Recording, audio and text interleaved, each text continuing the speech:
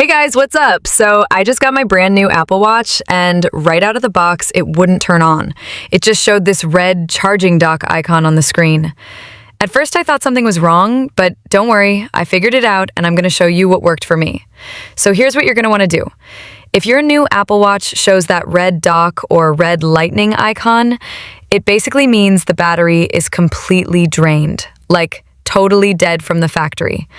All you gotta do is keep it on the charger for about 30 minutes straight. Don't disconnect it, don't try to turn it on during that time, just let it sit and charge up. Alright guys, so after waiting for around 30 minutes, I checked it again and boom, it finally turned on. You'll see a low battery icon first and then the Apple logo shows up. That's when you know it's getting power.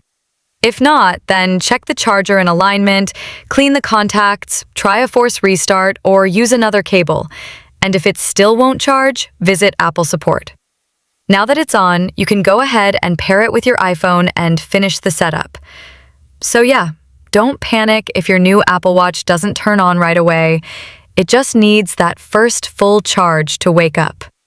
If this helped you out, go ahead and give the video a thumbs up and subscribe for more quick Apple fixes and setup tips.